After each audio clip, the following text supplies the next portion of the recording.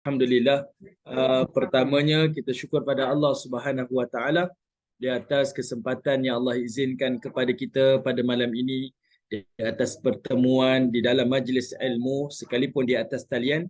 Moga-moga Allah Subhanahu Wa Taala melimpahkan kebaikan demi kebaikan, kerahmatan, ketenangan dan juga keberkatan dalam kehidupan kita, dan moga-moga Allah Subhanahu Wa Taala membimbing hati-hati kita dengan taufik dan hidayah, asbab dengan ilmu yang bermanfaat yang kita usahakan pada malam ini, dan semoga Allah Ta'ala akan menerangi jalan-jalan kehidupan dunia ini dengan cahaya ilmu sehinggalah kita kembali pada Allah di negeri akhirat nanti dalam keadaan Allah redha apa yang kita lakukan, dan Allah juga mengampuni dosa-dosa yang kita lakukan insya-Allah. Ada satu hadis daripada Nabi sallallahu alaihi wasallam. Nabi menyebutkan, man yuridillahu bihi khairan yufaqihu fiddin. Kata Nabi SAW, sesiapa yang Allah berkehendak untuk diberikan kebaikan kepada seseorang, sama ada kebaikan dunia ataupun kebaikan akhirat, tandanya yufaqihu fiddin. Tandanya, kata Nabi, iaitu Allah akan memberikan kefahaman agama ataupun kefahaman ilmu kepadanya.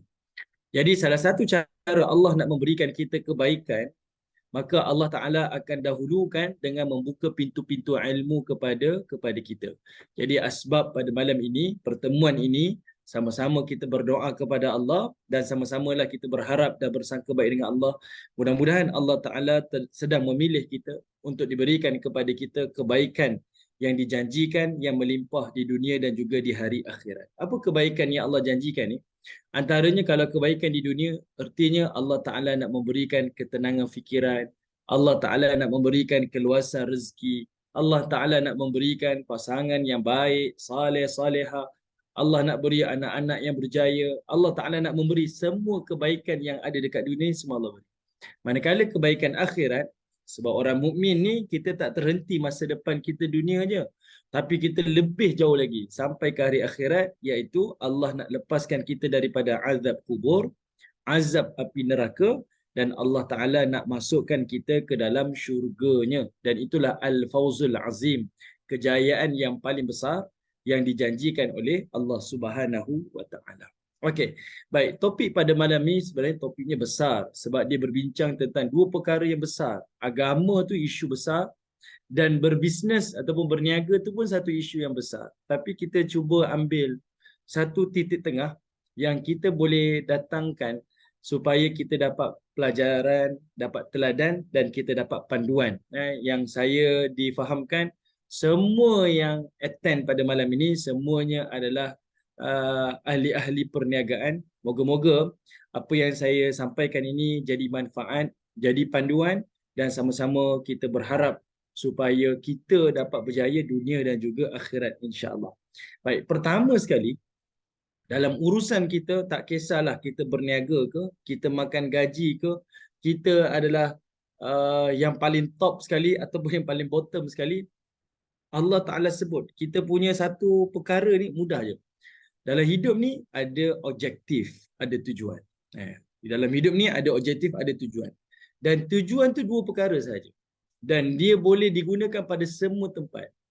Pertama adalah tujuannya sebagai hamba Allah, dan yang kedua tujuannya adalah sebagai khalifah Allah.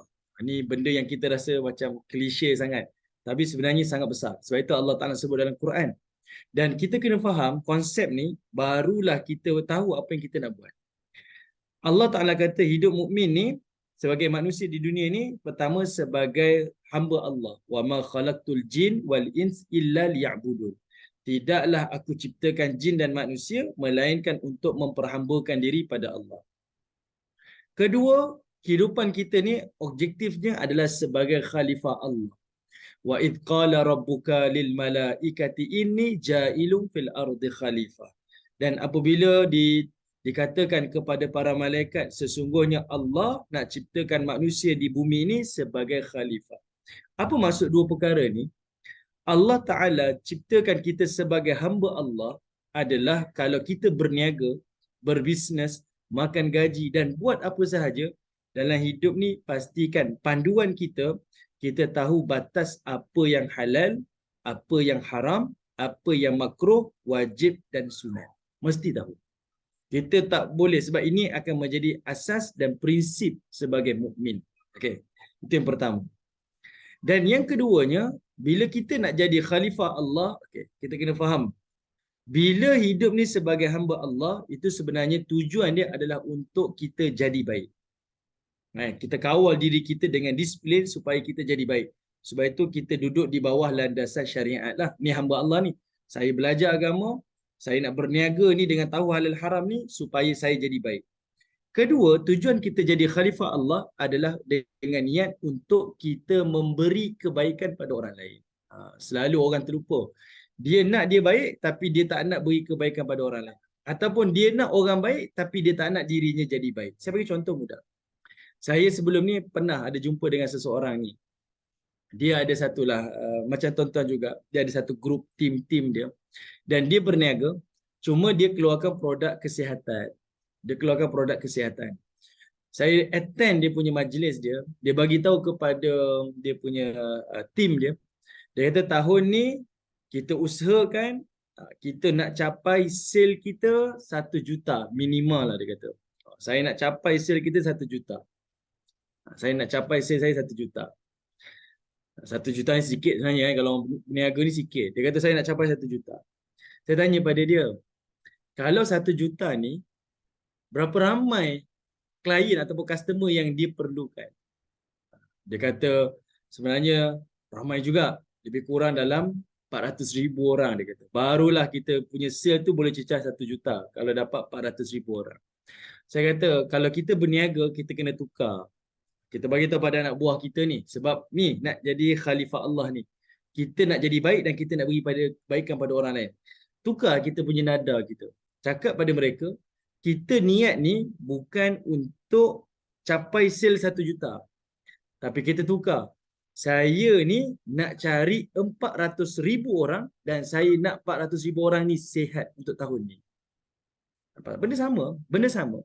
Tapi bila niat kita berubah, matlamat dan cara berfikir berubah, hasil akan berbeza. Okay, hasil akan berbeza. Sebab itu kalau kita berniaga, kita tak hanya memfikirkan saya nak keuntungan, saya mesti dapat keuntungan, saya mesti dapat balasan. Tapi yang kita fikir saya nak memberi, saya nak memberi, saya nak memberi. Percayalah, lepas kita memberi dengan keikhlasan, dia akan datang semula kepada kita. Yang ini akan saya sentuh topik ni kejap lagi. Okay. Yang pentingnya, bila kita berfikir berubah, daripada kita nak cari 1 juta, kita rasa susahnya. Tapi bila kita berniat dan berazam, saya nak usahakan seramai mungkin orang dapat manfaat daripada saya, melalui produk saya menjadi sihat, kita akan rasa lebih mudah dan kita rasa tak malu. Semua orang nak sihat dan semua orang kita akan bercerita tentang apa yang kita berniagakan. Itu antaralah cara kita berfikir. Jadi orang mukmin, pertama, dia mesti bertujuan hidupnya adalah sebagai hamba Allah, belajar agama ni, ikut lunas agama dengan niat saya nak jadi baik. Dan yang kedua, kita niat saya berniaga ke dan buat apa sahaja sebagai khalifah Allah. Sebab saya berniat untuk memberi kebaikan pada orang lain. Pertama, kita jadi baik. Kedua, kita nak memberi kebaikan pada orang lain. Baik, saya tanya pada tuan-tuan lah, macam mana nak jadi khalifah Allah ni? Macam mana saya nak memberi kebaikan pada orang lain? Allah Ta'ala sebutkan, kalau kita bekerja, ada satu contoh Allah datangkan, iaitu melalui kisah Nabi Musa. Dan Allah kata Nabi Musa ini adalah Al-Qawiyul Amin.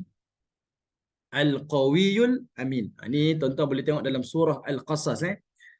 Anak Nabi Shu'aib bagi tahu pada ayahnya, dia kata, wahai ayah, ambil si fulan ni jadi pekerja kita sebab dia ni Al-Qawiyul Amin. Itu adalah sifat seorang pekerja mukmin. Okay. Dia berniaga ke, dia makan gaji ke, dia sesiapa sekalipun, nak jadi pekerja yang Allah Ta'ala tunjuk dalam Quran, dia mesti Al-Qawiyul Amin. Apa maksud Al-Qawiyul Amin? Al-Qawi itu dalam bahasa Arab artinya orang yang kuat. Al-Amin itu artinya adalah orang yang beramanah. Kita dengar ni terlalu asal sangat kan.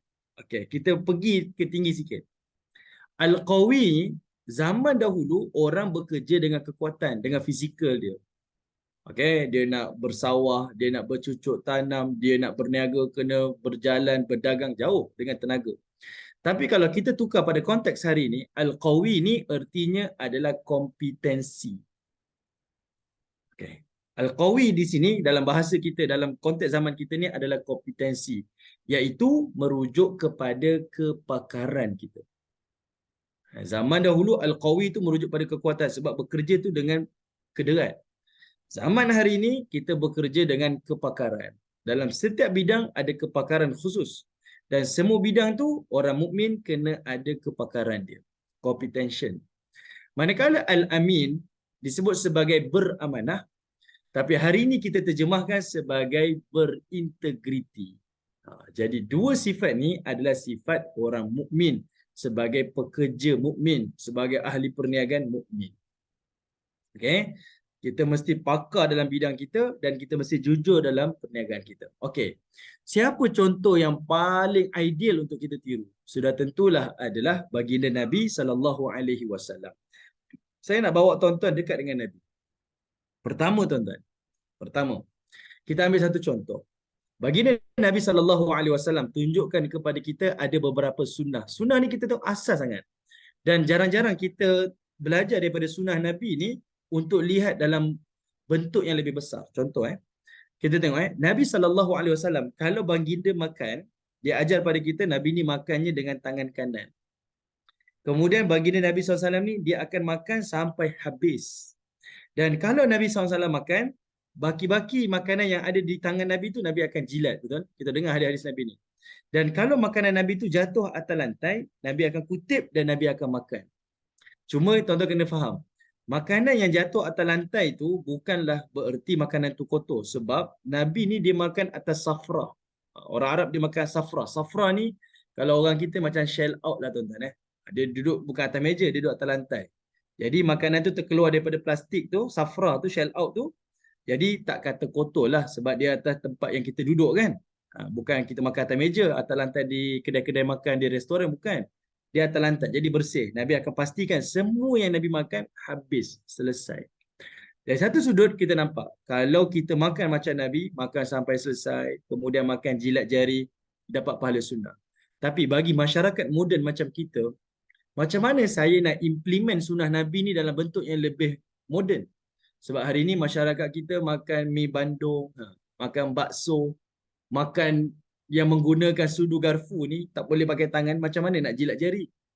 Sebenarnya Nabi nak tunjukkan kepada kita, makan tu hanya daripada satu sudut saja. Tapi sudut yang lebih besar, baginda Nabi SAW ajar orang mukmin ini, sunnah yang utamanya adalah kalau buat kerja, buat sesuatu perkara, buat mesti bersungguh-sungguh.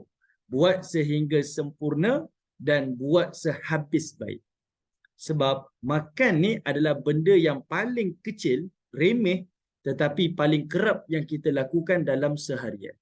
Kalau kita dilatih dan dididik, setiap kali makan ni makan sampai habis, makan sampai habis, makan sampai habis, kita tak perasan, rupa-rupanya kita ni dididik, diajar, buat satu benda, walaupun kecil dan remeh, biar buat sampai habis dan sempurna. Kalaulah makan pun macam tu, percayalah dalam hal-hal yang lebih besar, insya-Allah kita akan lebih bersungguh-sungguh dan kita tak akan buat separuh jalan. Kita akan buat sehabis baik. Itu adalah satu contoh daripada baginda Nabi SAW. Bahkan kalau kita tengok pun, kalau polis-polis ketika dalam latihan kan, pusat latihan polis, Pulapol, setiap pagi dia akan cek katil yang pelatih-pelatih polis ni, pastikan katil-katilnya tegang cadarnya, selimutnya dilipat, katilnya diuruskan. Kita pun fikir, apa kena mengena katil tu dengan polis? Rupa-rupanya diberitahu padanya, kalaulah hal yang kecil ini kamu tak terurus dan tak berdisiplin daripada bilik tidur, dalam hal yang lebih besar lagi, kamu tak akan terurus dan tersusun. Jadi dia ajar daripada benda yang paling kecil sampai benda yang paling besar. Kalau kecil dia ajar, yang remeh itu diberikan perhatian, yang besar-besar insya-Allah. Macam itulah dalam sunnah baginda Nabi SAW. Antara contoh yang lain juga, baginda Nabi SAW ni sentiasa mendahulukan yang kanan. Ini saya nak relatekan tuan-tuan, macam mana agama ni diimplementkan dalam berniaga ataupun dalam urusan-urusan seharian kita. Tadi kalau kita berniaga ni, setahun tak berjaya, tahun kedua tak berapa berjaya, tahun ketiga tak berjaya, jangan putus asa, teruskan. Teruskan sebab sunnah Nabi, buat kerja sehingga selesai. Buat sehingga kita ni yang paling terbaik dan buat sampai kita ni menjadi rujukan kepada orang lain. Okey, itu maksud saya tu. Yang kedua, sunnah Nabi ni, Nabi sentiasa dahulukan yang kanan, betul? Makan tangan kanan, melangkah keluar daripada rumah, masuk naik kenderaan, keluar tandas, ada yang Nabi kanankan, ada yang Nabi kirikan, betul? Ni sunnah Nabi SAW. Cumanya benda ni benda yang paling asas dan kita tahu. Tapi perasan tak? Kita tahu tapi jarang-jarang kita buat. Kadang ingat, kadang tak ingat. Kadang buat, kadang tak buat. Betul? Saya masuk rumah kadang kaki kiri, tak kisah pun. Kadang masuk masjid kaki kiri. Keluar rumah kaki kanan. Masuk tandas kaki kanan. Kita macam tak kisah. Sedangkan saya tahu ni, kalau kita buat apa yang Nabi ajar, dapatlah pahala sunnah. Yang kanan-kanan, yang kiri-kiri. Tetapi sebenarnya Nabi nak ajarkan kita satu perkara. Sebab bagi masyarakat moden hari ini, tak semua benda kita boleh buat yang kanan. Tak semua benda. Tuan-tuan naik kereta kaki kanan ke? Kalau yang memandu? Nah, contohlah. Kalau kita memandu kan, boleh naik kaki kanan ke? Tak boleh kan, mesti naik kaki kiri. Macam mana saya nak implement sunnah Nabi ni? Sebenarnya Nabi nak tunjukkan kepada kita apa? Sunnah kanan dan kiri ni. Macam mana Nabi boleh buat dengan konsisten? Sebenarnya Nabi nak bagi tahu, Nabi ni adalah orang yang well managed. Orang yang teratur, orang yang tersusun. Sebab itu Nabi konsisten buat dan Nabi tak pernah culas. Tak pernah tertinggal, sentiasa buat. Sebab dia well managed. Okey, saya nak ke tandas, dia dah plan dah. Saya nak masuk rumah, saya nak pakai baju, dia dah plan. Sebab itu dia tak pernah culas. Kita ni yang tahu kanan dan kiri ni, tapi kenapa kita jarang-jarang teringat dan buat? Sebab selalunya kita ni tak well plan. Kita tak teratur, kita tak tersusun. Jadi orang mukmin yang mengikuti sunnah Nabi, dia mesti well plan, dia mesti tersusun dan dia mesti orang yang berdisiplin. Salah satunya adalah time management kita. Pengurusan waktu kita kan. Kita orang berniaga ni, kita mesti jaga pengurusan waktu kita. Kita janji 9, kita janji pukul 1, kita janji pukul 2 dengan klien. Kita mesti on time. Saya pernah jumpa ada seorang ahli perniagaan ni, dia dah pencen dah. Dia tak berniaga dah. Dia bagi tahu saya macam ni. Saya jumpa dia. Saya janji dengan dia pukul 9 di rumah dia. Saya bukan terlewat pun. Cuma saya parking kereta tu, ambil masa sikit dekat rumah dia, susah nak parking. Saya masuk rumah dia pukul 9.05 minit. Saya alhamdulillah lah, saya jarang-jarang lewat. Okay, sebab saya akan susun jadual saya. 9.05 minit saya masuk rumah dia. Dia kata kenapa lambat? Saya kata sebab parking. Saya sampai awal, saya parking. Dia kata apa? Kalau parking susah, awak kena datang awal lagi. Saya bagi tunjuk macam ni. Dia kata apa? Dia dulu, kalau janjinya pukul 8 pagi, dia orang berjaya lah. Dia kata, saya kalau janjinya pukul 8 pagi, dan dia tahu kawasan tu jam, dia tak akan keluar pukul 7 ke pukul 6.30. Dia akan keluar sebelum jam berlaku. Yang pentingnya, dia kata, saya mesti on time. Itu dia didik diri dia dah. Dan saya rasa, memang itulah sifat yang Nabi ajarkan kepada orang mukmin. Kalau kita jaga time management kita, kita berdisiplin, kita well plan, kita bukan sekadar dapat pahala mengikuti sunnah Nabi, tapi bahkan kita boleh berjaya dekat dunia. Dan itu yang ditunjukkan melalui teladan-teladan orang yang telah berjaya. Okey, baik. Sekarang kita nak buat contoh daripada Nabi yang disifatkan sebagai khalifah Allah tadi, Al-Qawiyul Amin. Sifat pekerja mukmin ni dia mesti Al-Qawiyul Amin. Baik, apa maksud Al-Qawiyul Amin ni saya sebut tadi? Dia mesti ada kepakaran dia dan dia mestilah orang yang berintegriti. Mestilah orang yang berkepakaran dan orang yang berintegriti. Contohnya adalah baginda Nabi SAW. Sebab Nabi ni dia adalah teladan dalam semua sudut. Kita tengok sirah Nabi. Nabi ni dia solat sampai bengkak kaki. Nak tunjuk kesungguhannya tu, itqan dia dalam beribadah. Dan Nabi bila berperang sampai patah gigi dia. Itu pun menunjukkan kepada kesungguhan Nabi dalam urusan selain ibadah. Ini kesungguhan Nabi. Dalam hubungan dengan Allah dia jaga bersungguh-sungguh, dalam hubungan dengan manusia pun dia jaga bersungguh-sungguh. Sebab itu dalam berniaga pun kita boleh tiru dan belajar daripada baginda Nabi SAW. Dari sudut agama boleh tiru, dari sudut berniaga pun boleh tiru daripada Nabi. Kita jangan ambil separuh-separuh. Sebab itu kalau kita jumpa ada orang ni sampai tak pergi kerja, sampai tak pergi kerja. Sebab apa? Dia kata saya nak ikut sunnah Nabi. Sampai tak pergi kerja. Saya kata kenapa tak pergi kerja? Sebab ikut sunnah Nabi. Sebab dia kata ustaz ajar sentiasalah kena mandi dengan isteri, contohlah. Mandi dengan isteri. Hari-hari dia nak mandi dengan isteri sampai tak pergi kerja. Jadi ambil satu part ikut Nabi, satu part tinggalkan, tak boleh. Satu part ikut Nabi, satu part lagi kena ikut baginda Nabi sallallahu alaihi wasallam. Okey, baik. Kita tengok dari sudut al-qawi, kepakaran. Macam mana kepakaran ni? Benda yang paling penting kepakaran ni dua. Pertama, ilmu. Nak berniaga kena ada ilmu. Nak bekerja kena ada ilmu. Nak jadi engineer kena ada ilmu. Nak jadi doktor jadi ilmu. Mesti ada ilmu. Belajar, menuntut. Dan yang keduanya adalah mesti ada skill. Okay, nak jadi pakar ni pertama kena ada ilmu, yang kedua kena ada kemahiran. Dan kemahiran pula pecah lagi dua, iaitu hard skill dan juga soft skill. Di antara dua ni kemahiran ni, yang paling utama sekali bagi orang yang berniaga, yang paling penting sekali adalah soft skill. Kenapa? Sebab orang berniaga, dia berhadapan dengan manusia. Dia bukan berhadapan dengan mesin. Jadi yang paling utama sekali adalah soft skill. Dan soft skill yang paling utama sekali adalah komunikasi. Yang paling utama sekali adalah komunikasi. Kenapa tuan-tuan? Sebab dalam perkahwinan contoh, kenapa berlaku kegagalan dalam perkahwinan? Kerana masalah komunikasi. Kenapa berlaku kegagalan dalam organisasi? Adalah kerana komunikasi. Dan kita boleh belajar daripada baginda Nabi SAW. Macam mana Nabi ni berkomunikasi. Pertama kita tengok dari sudut ilmu psikologi. Komunikasi ni dipecah pada tiga. Komunikasi ni dipecah kepada tiga. Saya percaya tuan-tuan maklum benda ni. Ini adalah sekadar ulang kaji dan kita akan relate dengan baginda Nabi SAW. Macam mana agama mengajar. Pertama, 10% daripada komunikasi kita ni yang berkesan adalah melalui pilihan kata-kata. Melalui word yang keluar daripada mulut kita. Keberkesanan komunikasi ni adalah melalui perkataan yang keluar daripada mulut kita. Tapi hanya 10% saja. Hanyalah 10% saja. 20% lagi, keberkesanan komunikasi ni, soft skill ni adalah melalui intonasi percakapan kita. Nada suara kita. Dia 20%. Tapi yang berbaki lagi daripada itu, 70% adalah melalui body language kita. Melalui body language kita. Jadi sebagai ahli perniagaan, dia kena menguasai kemahiran komunikasi.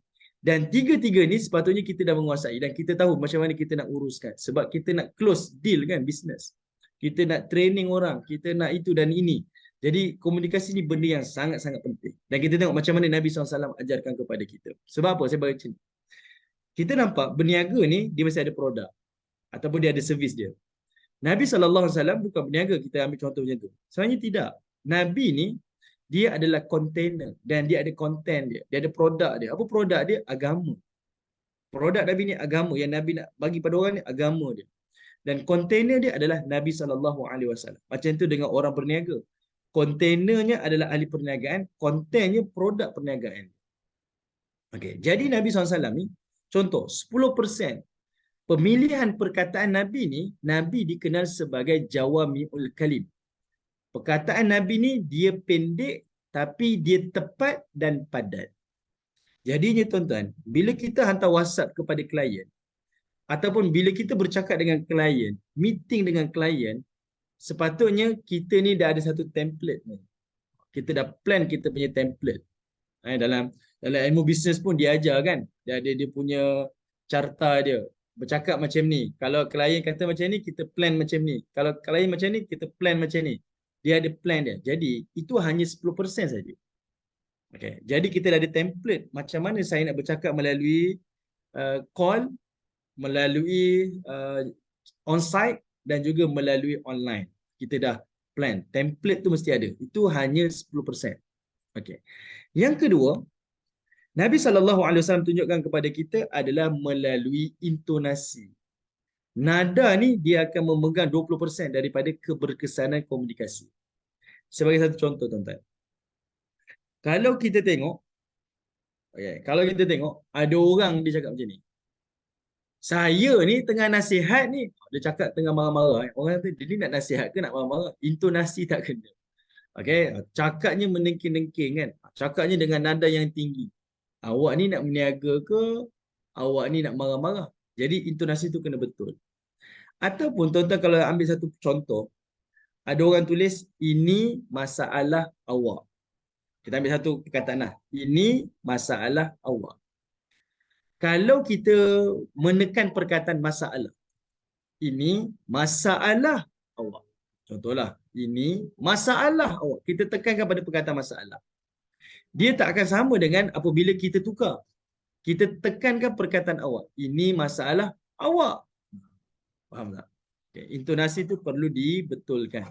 Sebab kalau kita tekankan perkataan masalah, kita akan buat klien tu rasa bermasalah. Rasa bersalah. Tapi bila kita tekankan perkataan awak itu, kita akan buat klien tu dipersalah. Subhanallah. Jadi, saya nak sampaikan pada tuan-tuan. Dalam komunikasi kita, soft skill ni kepakaran kita.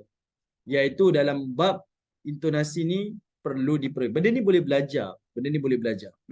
Cumanya kita sentiasa kena praktis. Okey. Baik, yang ketiga iaitu dari sudut body language.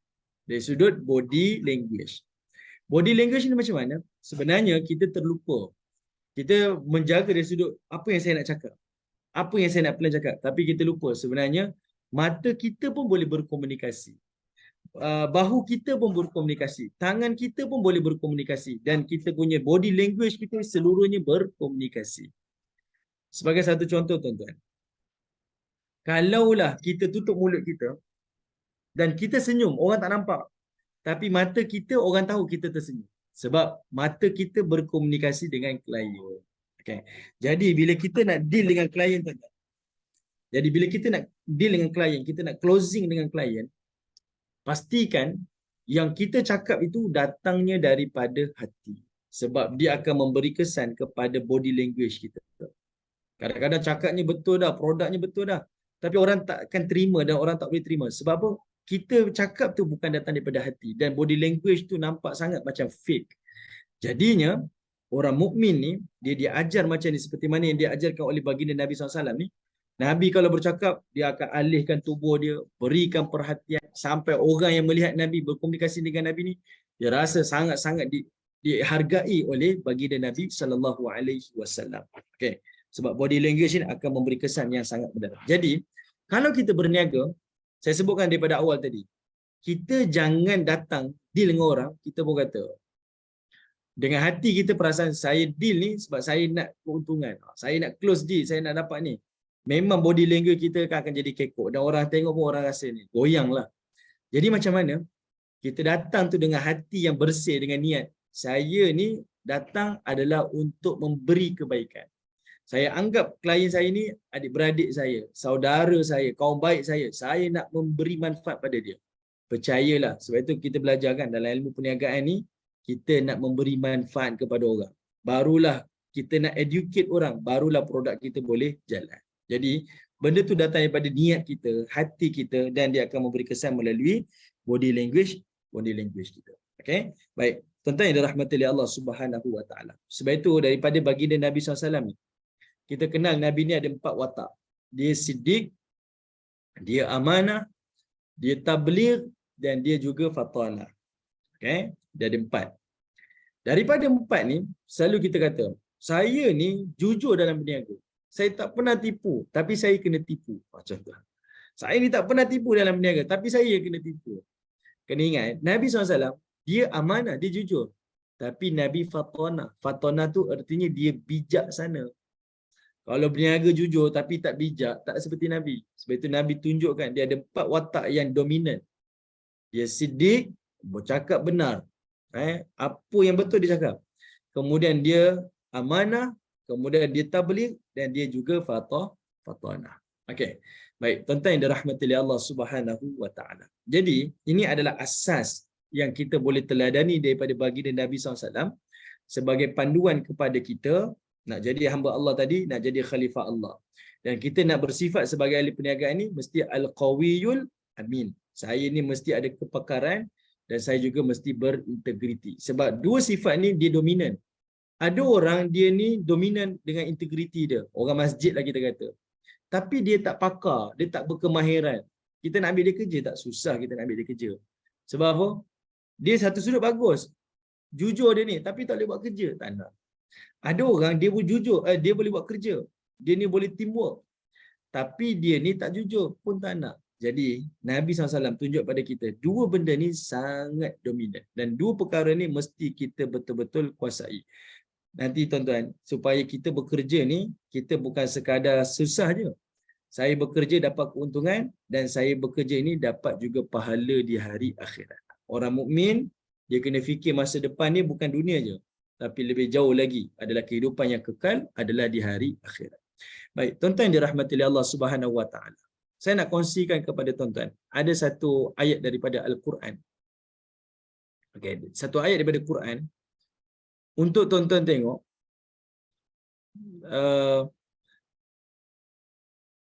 Saya cuba share daripada Quran. Oh, yang ni daripada ni ke? Oh, ni daripada Tuan Kimi sendiri Oh, saya tak boleh share saya punya ya. Tuan Kimi, saya tak boleh share saya punya ni ya. Nak minta bantuan host untuk appoint Ustaz Izzuddin as a co-host. Boleh ke? Tuan Asrul maybe as a host. Okey, sekejap saya call host. Okey, tak apa. Kalau nanti ambil masa nanti. Okey, mudah je macam ni. Kalau tuan-tuan ada Quran, tuan-tuan cuba tengok surah Al-Hadid. Surah Al-Hadid. Cuba cek Quran, surah Al-Hadid.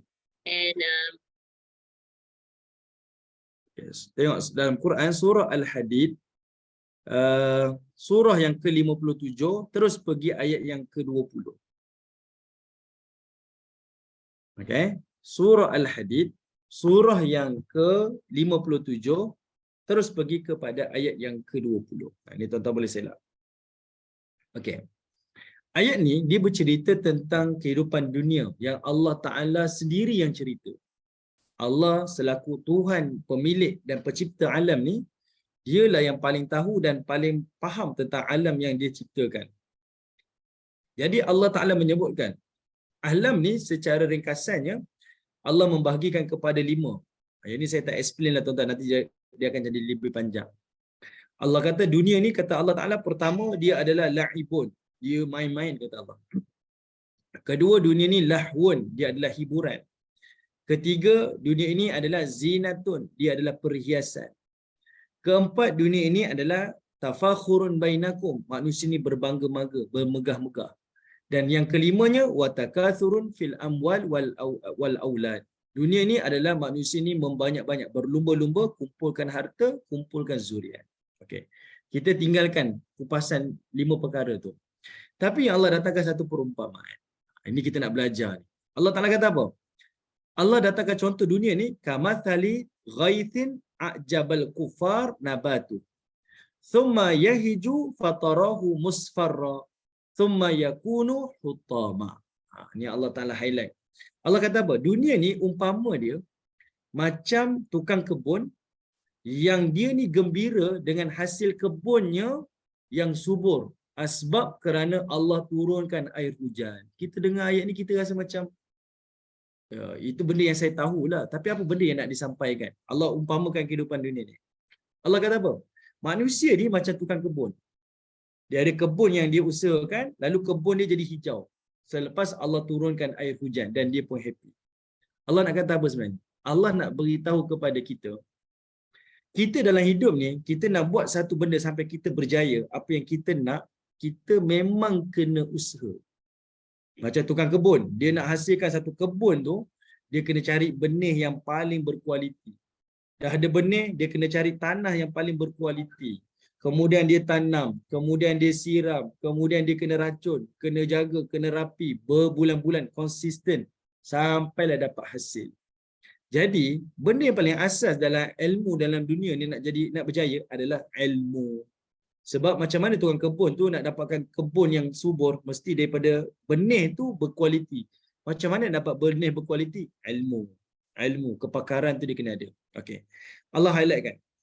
Dia ni buat daripada awal ni, daripada asas sekali, buat cari benih, cari tanah, kena siram, kena apa? Kena pastikan bajanya elok, bla bla bla bla, sampailah kebunnya subur, hijau. Tapi Allah highlight perkataan ghaithin, kata Allah. Ghaithin. Kalau tuan-tuan tengok pada Quran tu Allah kata ghaithin. Allah turunkan air hujan. Allah nak kata apa?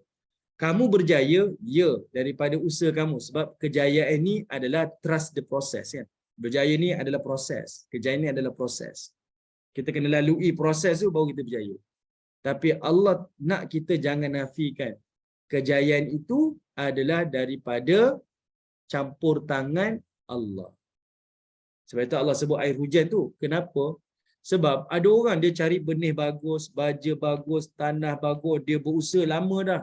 Hujan tak turun-turun. Boleh tumbuh tak tanaman dia? Tak boleh. Dia siram ke apa ke? Tak boleh.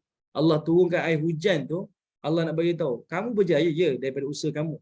Tapi ada campur tangan daripada usaha Tuhan. Sebab itu dalam kita berniaga ni, jangan sekali-kalilah kita lepaskan saya ni tak kisahlah beragama ni lantak pilah saya, yang penting saya nak duit je. Sebenarnya kena ingat, kejayaan tu memang daripada usaha kita, memang kena buat. Tapi adanya campur tangan daripada Allah. Macam mana?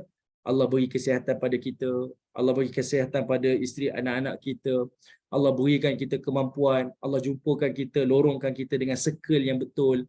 Itu semuanya adalah campur tangan daripada Allah yang jarang-jarang kita perasan. Okey. Lalu kita pun dapat kejayaan. Bila dapat kejayaan pula, Allah sebut, tengok ayat tu. Kata Allah Subhanahu Wa Taala, bila kamu berjaya pula nanti, thumma yahiju, kemudian kebun tu dia akan menjadi kering. Fatarahu musfarra, kamu akan nampak dia kekuningan. Thumma yakunu hutama, dan akhirnya dia akan hancur. Kebun tu subur tadi, tiba-tiba Allah kata dia jadi kering warna kuning dan dia akan hancur. Allah nak kata, kamu nak jadikan kebun tu hijau, nak dapat satu kejayaan kamu kena usaha, tempohnya panjang. Tapi daripada berjaya, untuk kamu gagal ataupun untuk kamu berlaku sesuatu, dia boleh berlaku dengan kadar segera. Dia boleh berlaku dengan sekelip mata. Okey, dia akan berlaku dengan sekelip mata. Tentang kejap aja.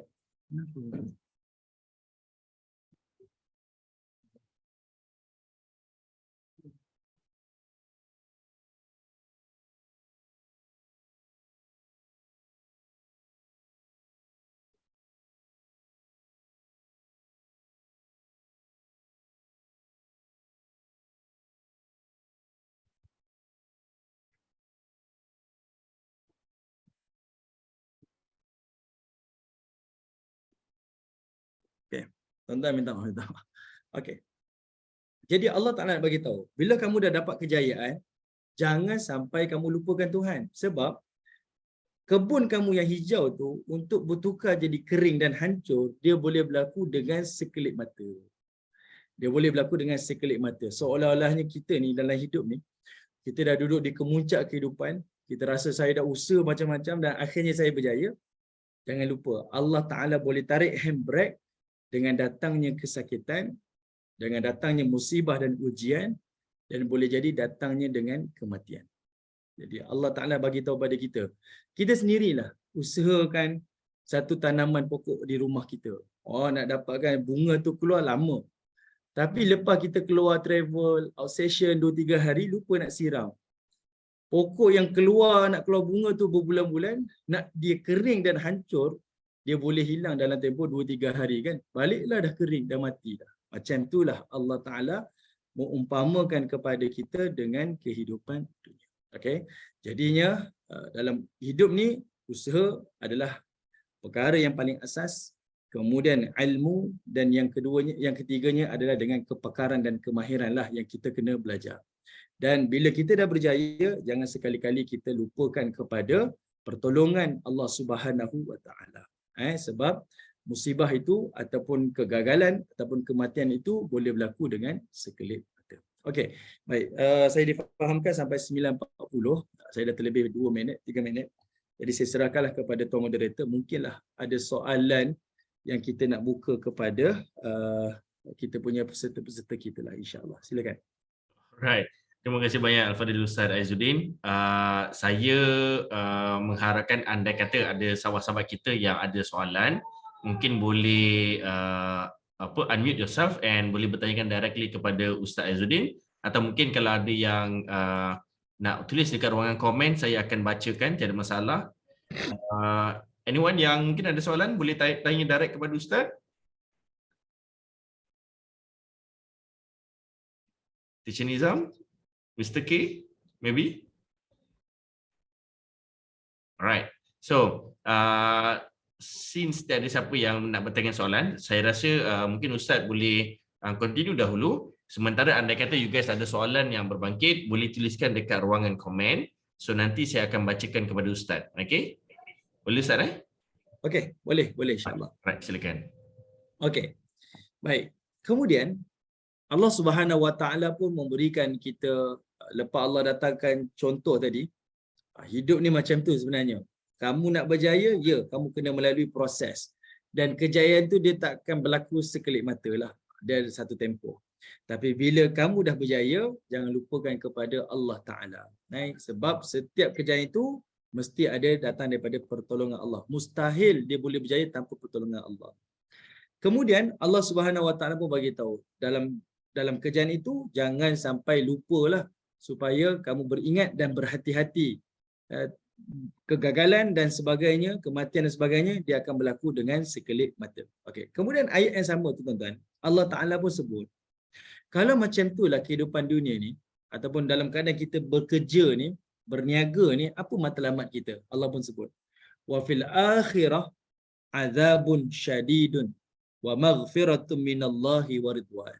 Kalau ayat ni Allah kata apa? Di hari akhirat ada satu destinasi Allah sediakan azab, dan satu lagi destinasi Allah sediakan pengampunan dan Allah sediakan keredaan. Allah nak bagi tahu kehidupan dunia ni dia adalah jambatan, sama ada kita membina jambatan ke syurga ataupun membina jambatan ke neraka Allah. Dalam konteks kita hari ini kita berniaga, kita memilih. Saya nak memilih perniagaan yang boleh mendatangkan saya keuntungan short term dan juga long term. Saya ulang banyak kali tuan-tuan. Kita orang mukmin ni jangan fikir jangka masa panjang tu masa akan datang. Masa panjang kita akan datang tu adalah merujuk pada hari akhirat. Sepanjang kita hidup dekat dunia ni semua short term, benda yang tak kekal, dan semuanya akan meninggalkan kita. Sama ada kita tinggalkan dia ataupun dia akan tinggalkan kita. Yang kekal adalah di hari akhirat. Jadi, bila kita buat satu perkara, pastikan saya nak dapat keuntungan short term di dunia dan saya juga nak dapatkan keuntungan long term di hari akhirat. Sebab bila kita meyakini dua perkara ni, kita akan automatik bukan sekadar saya bekerja nak dapat keuntungan, bahkan saya bekerja dengan kejujuran. Sebab saya dapat keuntungan dunia. Saya bekerja dengan jujur, saya dapat keuntungan hari akhirat. Automatik kita berubah cara kita bekerja, cara kita berniaga dan cara kita bertindak. Okey? Sebab kita faham saya boleh dapat keuntungan dunia dan saya juga boleh dapat keuntungan di hari akhirat. Jadi tuan-tuan pilihlah. Dalam soal pekerjaan kita, perniagaan kita dan kehidupan kita, saya sedang memilih sama ada ini membawa saya ke syurga ataupun ini membawa saya ke neraka Allah Subhanahu Wa Taala. Okey? Baik, kemudian Allah pun bagi satu conclusion. Allah kata apa? Wamal hayatud dunya. Dan tidaklah kehidupan dunia itu, kata Allah. Dan tidaklah kehidupan dunia itu illa melainkan mata', kata Allah. Allah kata dunia ni tak lain dan tak bukan, dia adalah mata'. Mata' ni maksudnya adalah kesenangan. Hidup ni Allah memang kata dia adalah kesenangan. Kita dapat satu empire perniagaan yang besar, kita rasa senang sangat. Kita dapat beli kereta yang selesa, kita rasa senang sangat. Kita dapat jodoh, dapat keluarga, kita rasa senang sangat. Kita dapat apa-apa dalam bentuk dunia ni, kita rasa senang. Allah tak nafikan, Allah kata senang. Tapi Allah kata apa? Mata' itu, kesenangan itu adalah mata'ul ghurur. Kesenangan itu adalah kesenangan yang menipu. Maksudnya, kalau kesenangan itu melalaikan kita daripada Allah, menjauhkan kita daripada Allah, percayalah kesenangan itu adalah kesenangan yang menipu. Tapi kalau kesenangan ini membawa kita dekat kepada Allah, kembali kepada Allah, maka itulah kesenangan yang membawa kepada kebaikan. Sebab itu tuan-tuan, dalam hidup ni dia ada dua. Ada yang dipanggil ujian dan ada yang dipanggil musibah. Ada yang dipanggil ujian dan ada yang dipanggil musibah. Selalu kita tersalah faham tentang dua perkara ni. Bila kena pada kita, kita kata ujian. Bila kena pada orang, kita kata musibah. Kawan rugi, musibah sebab dia buat macam ni. Bila kita rugi, ni ujian untuk saya. Sebenarnya salah. Ujian dan musibah ni apa? Ujian dan musibah ni, kalau sesuatu yang kita suka ataupun tak suka kena pada kita, menjadikan kita jauh daripada Allah, itu adalah musibah. Sama ada benda tu kita suka ataupun tak suka. Jauh daripada Allah, itu namanya musibah. Dan kalau sesuatu benda yang kita suka dan tak suka kena pada kita, menjadikan kita hampir kepada Allah, itu namanya ujian. Okey. Tuan-tuan mungkin tak faham kan? Saya bagi dia punya contoh. Dalam hidup ni, Allah kata apa? Huwal allazi khalaqal mauta wal hayata liyabluwakum ayyukum ahsanu amala. Manusia ni Allah cipta, dia satu je tujuan dia. Allah ciptakan mati dan hidup manusia ni adalah sebagai liyabluwakum, ibtila. Orang Arab kata ibtila. Ibtila ni adalah satu ujian yang kita tak nampak. Ibtila ni adalah ujian yang kita tak nampak. Ujian tak nampak. Sebab kalau Allah kata imtihan, itu adalah ujian yang kita tahu. Ini ujian. Tapi kalau ibtila, dia ujian tapi kita tak tahu. Tujuan dia apa? Untuk ayyukum ahsanu amala. Supaya Allah uji kita siapa yang paling terbaik, the best. Bukan yang paling terbanyak amal. Tapi siapa yang terbaik amal dia. Allah nak nilai kualiti amal. Bukan kuantiti amal. Okey. Ujian ni pula kena faham. Dia bukan benda yang kita benci je. Benda yang kita suka pun ujian. Contohnya apa? Selalu kita ingat kemiskinan ujian. Kerugian ujian. Kesakitan ujian. Kematian ujian, kan? Tapi sebenarnya kita tak lupa, kesenangan pun ujian, kekayaan pun ujian, masa lapang pun ujian, kesihatan tubuh badan pun ujian. Apa lagi tuan-tuan? Diberikan harta benda, kemewahan, semuanya adalah ujian daripada Allah Ta'ala. Contoh paling mudah tuan-tuan, kita selalu jumpa kan situasi ini. Kita pergi restoran, kita makan. Waktu kita makan, datang ada seorang ni, dia minta bantuan lah. Dia pun minta lah cik sedekah RM10 ke RM20 saya nak makan. Kita faham dekat situ, oh si fulan ni, dia ni diuji dengan ujian kemiskinan. Oh dia diuji dengan ujian kemiskinan. Sebab dia tak dapat makan, tak cukup makan kan. Tapi kita jangan lupa, kita diuji juga dengan ujian kesenangan. Kalau saya tak bantu dia, kita gagal dengan ujian kesenangan kita. Kalau kita bantu dia, sama ada kita hulur duit kita ataupun kita tak apalah makcik, saya belanjalah, makcik makanlah, pilihlah saya bayar. Maksudnya kita lulus dengan ujian kesenangan kita. Yang pentingnya hidup ni sebenarnya adalah ujian. Dan ujian musibah tu beza dia apa? Kalau datang ujian yang kita suka ataupun tak suka, dekatkan kita pada Allah, ujianlah tu. Tapi kalau dia menjauhkan kita daripada Allah, musibah. Allah datang ke kekayaan, jauh daripada Allah. Allah datang kesihatan, kesenangan, jauh daripada Allah. Allah beri dia kecantikan, ketampanan, jauh daripada Allah. Itu semuanya musibah. Itunya semuanya musibah. Okay? Jadi kita pilihlah di antara dalam kehidupan ini, pekerjaan kita, perniagaan kita ni biar berbaloi tuan-tuan. Supaya dunia dapat, akhirat pun dapat. Tapi yang kita harapkan, saya nak kerja di sana tu. Sebab di sana adalah kehidupan yang lebih kekal abadi. Sebab kita dah tengok dah, berapa ramai orang semuanya telah kembali meninggalkan harta-harta yang mereka miliki. Baik, mungkin ada soalan ke? Okey, Ustaz Azrin. Kita ada beberapa soalan dekat ruangan chat room. So basically ini related dengan apa yang Ustaz baru sampaikan tadi. Okey, kita ada soalan pada Puan Amy Yusliza. Alright. Ustaz, saya nak tanya, honest versus kind. Orang Melayu selalu kata ditelan mati emak, diluah mati bapa. Dalam konteks perniagaan, bila waktu dan sampai mana kita perlu jujur dan bila waktunya kita perlu menjaga hati. Jika jujur menyebabkan orang akan terasa dan jika berhati kita tak jujur dan mungkin dia akan menyebabkan timbulnya fitnah.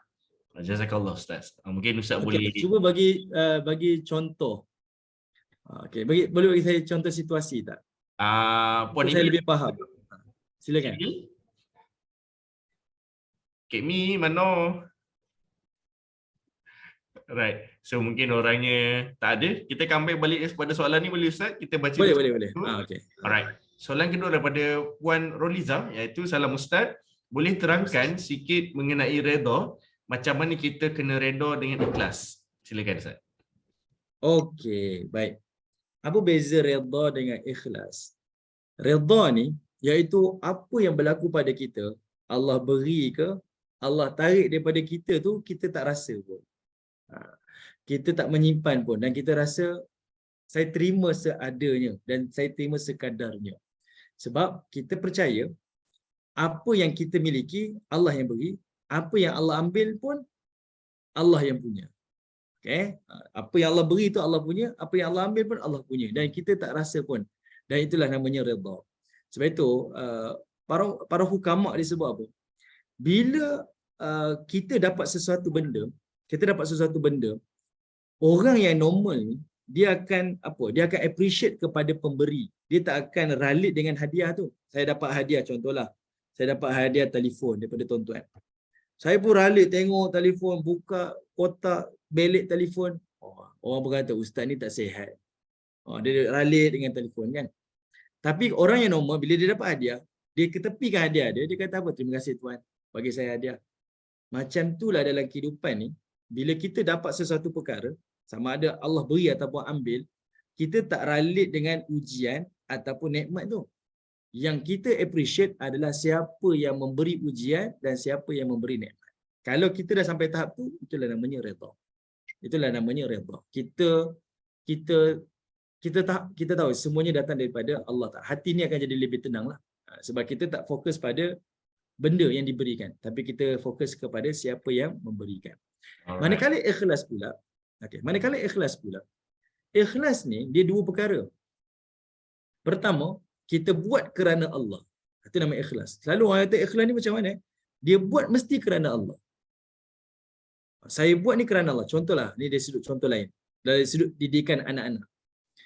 Macam mana didik anak-anak kerana Allah? Saya ulang lagi sekali, ingat tak tujuan Allah ciptakan kita? Sebagai hamba Allah, sebagai khalifah Allah. Itulah namanya kita mendidik anak-anak mengikut kerana Allah. Sebab Allah nak kita jadi hamba Allah, Allah nak kita jadi khalifah Allah. Macam mana nak jadi hamba Allah? Kenalkan anak dengan ilmu agama, anak jadi baik. Kemudian ajarkan anak dengan ilmu dunia supaya anak yang jadi baik tadi sebarkan kebaikan kepada orang lain. Jadi itulah namanya ikhlas. Jadi dalam kita berniaga, macam mana saya nak berniaga ni ikhlas? Saya mesti kerana Allah. Saya buat untuk jadi hamba Allah dan saya buat perniagaan ini untuk jadi khalifah Allah. Kedua, saya bila buat satu perkara adalah mesti semata-mata kerana Allah. Bila sebut semata-mata kerana Allah, saya mengharapkan balasan tu daripada Allah. Contoh kita ambil dari sudut pendidikan anak je, mudah nak faham. Bila saya kata saya didik anak-anak dengan ikhlas, macam mana didik anak dengan ikhlas? Artinya, bila kita didik anak-anak kita, kita tak mengharapkan anak tu balas. Selalu kan kita selalu dengar, nanti dah besar nanti jangan lupakan mak ya. Ini selalu kita sebut kan. Nanti jangan hantar mak ke orang tua ya, ingat mak. Ikhlas ni saya didik anak saya sebab perintah Allah. Tapi kalau anak tu nanti masa dia besar nanti dia lupakan saya, tak apalah. Tak apalah. Kerana apa? Saya buat kerana Allah dan saya hanya mengharapkan balasan tu daripada Allah. Anak tu balas ke tidak terpulanglah pada si anak tu. Itu hak itu tanggungjawab dia pula. Tanggungjawab dia kepada ibu bapa dia. Itu terpulanglah kepada dia. Jadi tanggungjawab saya sebagai ibu bapa, saya dah didik anak-anak. Saya dah buat kerana Allah.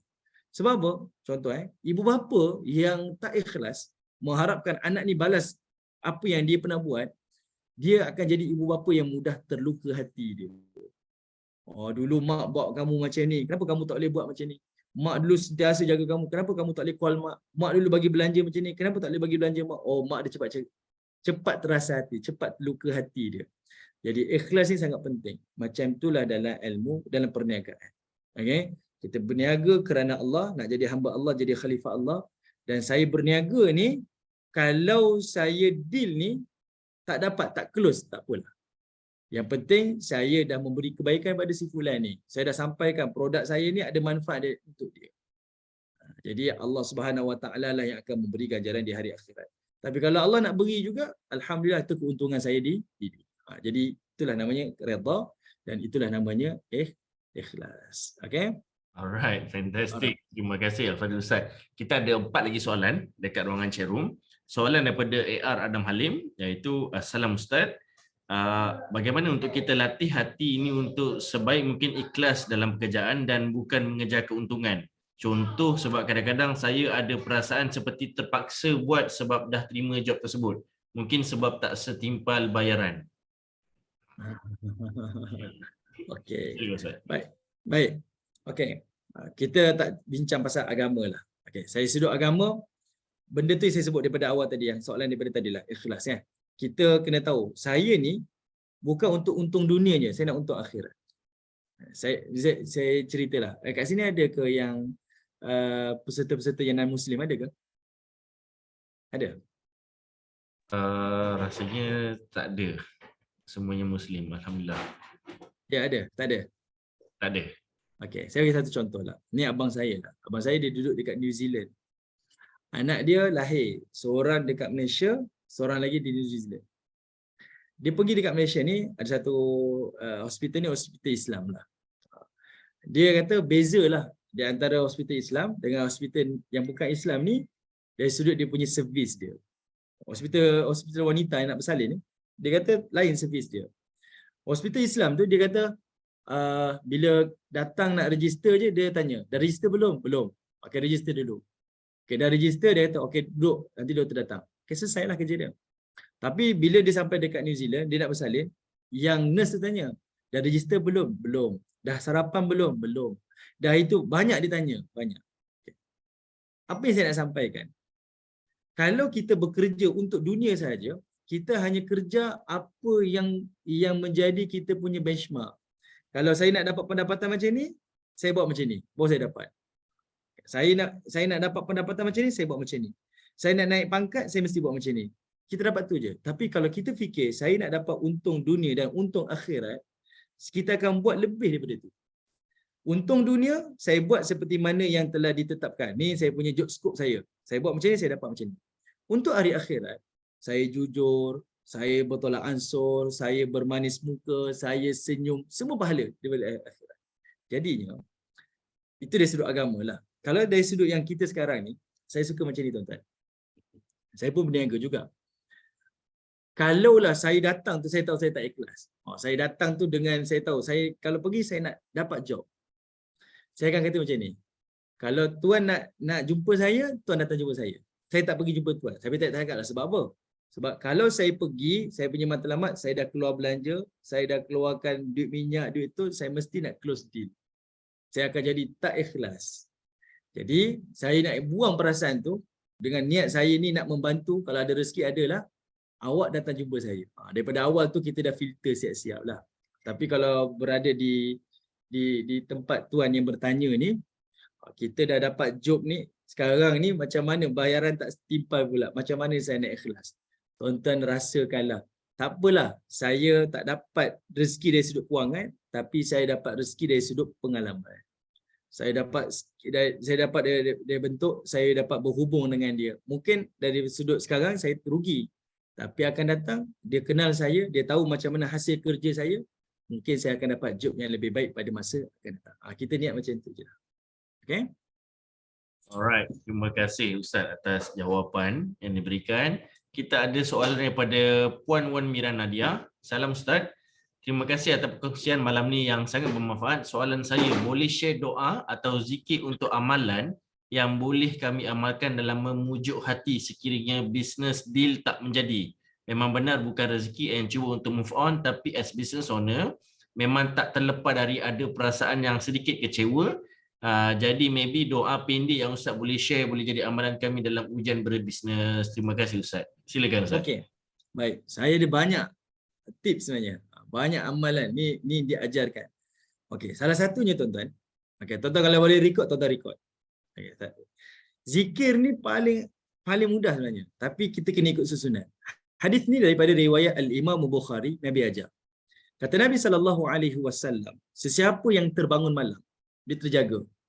Okay. Sama ada dia nak bancuh susu anak ke, saya sebutlah andaian lah. Kita nak pergi ke tandas ke, bangun tersedak ke, suami berdengkur kuat terjaga ke, tak kisahlah. Tuan-tuan bangun je malam, tengah tidur terjaga. Tuan-tuan baca zikir. Nabi kata apa? La ilaha illallah wahdahu la syarikalah. Lahul mulku wa lahul hamdu wa huwa ala kulli syai'in qadir. Walhamdulillah wa subhanallah wa la ilaha illallah wallahu akbar wa la hawla wa la quwwata illa billah. Allahumma ghfirli. Kata Nabi SAW, siapa yang membaca doa ini waktu dia terjaga malam, lalu dia memohon pengampunan Allah, sebab dia kata Allahumma ghfirli, Allah ampun semua dosa dia. Allah ampun semua dosa dia. Dan kalau dia berdoa kepada Allah, Allah akan makbulkan semua hajat dia. Ni bukan kita pergi ambil wuduk solat tahajud ni atas katil dia, terjaga kejap je. Lalu kita baca zikir ni di waktu kita terbangun daripada tidur malam. Allah makbulkan doa kita dan Allah ampuni dosa kita. Okey. Jadi kalau tuan-tuan berhajat sesuatu dalam perniagaan, dalam kehidupan ni, ambil peluang tu. Okey, itu yang pertama dah. Yang kedua, macam mana tuan-tuan nak pujuk hati ni? Okey, zikir tadi tu sebenarnya dia ada maksud dia sebenarnya. Kenapa pujian tu kepada Allah? Kalau kita faham pujian tu dengan perkataan alhamdulillah, la ilaha illallah, kita akan rasa apa? Segala rezeki saya, segala apa yang saya dapat ni Allah yang izinkan. Allah lah yang berkehendak. Tak ada orang boleh sailang saya sebab pintu rezeki saya kuncinya Allah yang pegang, bukan manusia pegang. Datanglah orang cuba rampas ke, orang nak cuba ni ke, yang memegang hati klien-klien saya ni semua Allah. Jadi kalau kita yakin sungguh dengan zikir kita tu, Allah lah segala-galanya, hati ni jadi tenang, tenteram. Sebab saya dapat nikmat, dapat rezeki, dapat job, Allah yang izinkan. Saya tak dapat pun Allah izinkan. Okey. Baik, yang kedua antara zikir yang Nabi ajar. Ini Nabi sebut yang ni ada satu ayat daripada Quran. Tuan-tuan tengok pada ayat surah Nuh ayat 10 sampai ayat nombor 12. Ayat 10 sampai 12. Nanti tuan-tuan tengoklah. Tuan-tuan semak surah Nuh ayat 10 sampai ayat 12. Cerita dia apa? Nabi Nuh ni cerita kaum dia kena ujian. Dan Nabi Nuh ni kata istaghfiru rabbakum thumma tubu ilaihi, dia kata. Bertaubatlah pada Allah dan mintalah pengampunan pada Allah. Kalau kamu bertaubat pada Allah, minta pengampunan kepada Allah, kata Nabi Nuh, yursilis samaa alaikum midrara. Nescaya Allah akan hantar hujan kepada kamu. Di balik cerita surah ni, kaum Nabi Nuh ni sebelum berlaku banjir besar, dia mengalami kekeringan, kemarau. Tak ada makanan, makanan dah habis, mereka ni kemarau sampai ke buluran kematian. Jadi ujian tu berat. Jadi Nabi Nuh kata banyak bertaubatlah pada Allah. Kalau kamu bertaubat, Allah akan midrara, Allah akan hantar hujan. Sebab kamu ada masalah kan? Maka Allah berikan penyelesaian. Jadi ayat ni Allah kata apa?